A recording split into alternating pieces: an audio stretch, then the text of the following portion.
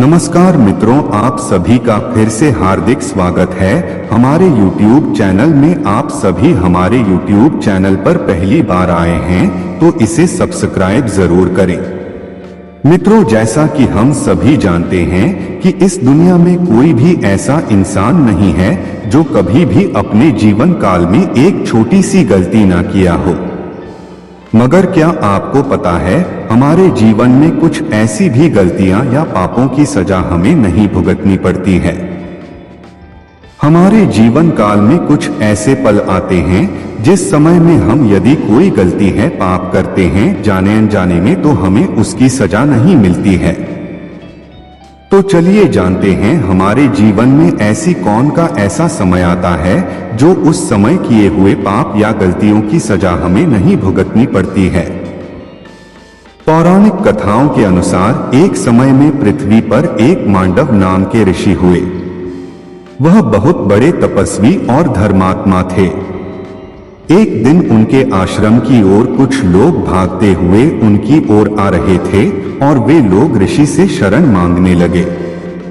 वे लोग एक चोर थे जो किसी राज्य में चोरी करके भाग रहे थे और उनके पीछे राज्य के सैनिक उसका पीछा कर रहे थे।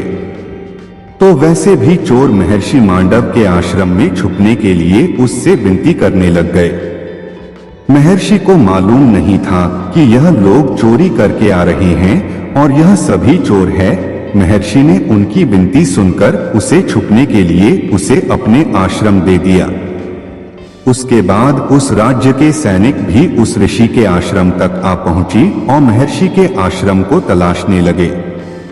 लेकिन सभी चोर अपना लुटे हुए धन उसी आश्रम में छुपाकर भाग चुके थे और जब सैनिकों को वह लुटे हुए धन ऋषि का आश्रम से मिला, तुझसे निकलो उस ऋषि को चोर का साथी मानकर राजा के दरबार में ले गया। तब सैनिकों ने राजा को सारी घटना बताया। उसके बाद राजा ने महर्षि को भी चोर मानकर सूली पर चढ़ाने की सजा सुनाई। जब महर्षि को सूली पर चढ़ाई गई तो उसकी मृत्यु नहीं हुई, मगर उसे दर्द और पीड़ा सहनी पड़ी। यह सब दृश्य देखकर उस राज्य के राजा को एहसास हो गया, यह कोई चोर या आम ऋषि नहीं है। तब उनसे राजा क्षमा मांगने लगा कि हे ऋषि श्रेष्ठ, हमें माफ कर दो, हमसे बहुत बड़ी गलती हो गई।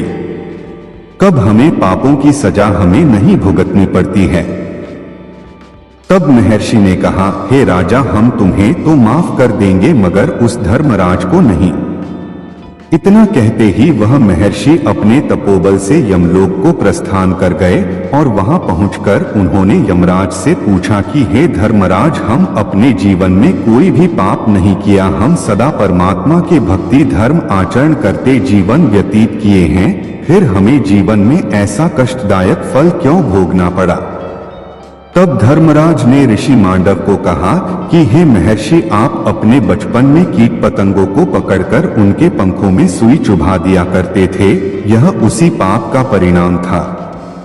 यह सुनकर मांडव ऋषि ने धर्मराज से कहा कि धर्म शास्त्रों के अनुसार जन्म से लेकर 12 वर्ष की आयु तक बालक जो भी कर्म करता है वह पाप नहीं माना जाता है, क्योंकि जन्म से लेकर इस आयु तक वह अज्ञान होता है। अतः आपसे बहुत बड़ी गलती हुई, इसका परिणाम आपको भी भुगतना होगा।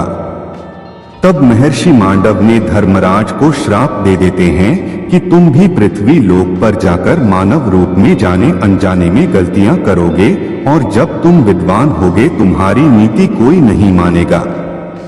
इसी श्राप के कारण धर्मराज द्वापर युग में विदुर के रूप में जन्म लिया था।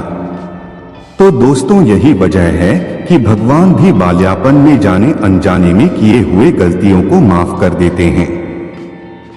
तो दोस्तों, इस कथा से अब हमें तो यह तो समझ में आ कि जन्म से लेकर 12 वर्ष की आयु तक इंसान को किए हुए कर्मों का फल नहीं भोगना पड़ता है, क्योंकि वह अबोध होने के कारण उसके सारे कर्म माफ हो जाते हैं और फिर जब धीरे धीरे उसके अंदर ज्ञान का प्रभाव होने लगता है तो फिर वह धर्म अधर्म कर्मों से परिचित होने लगता है। दोस्तों, हमारे द्वारा बताई गई जानकारी आपको कैसी लगी हमें कमेंट करके जरूर बताएं। चैनल पर पहली बार आए हैं तो इसे सब्सक्राइब जरूर करें और लाइक करें।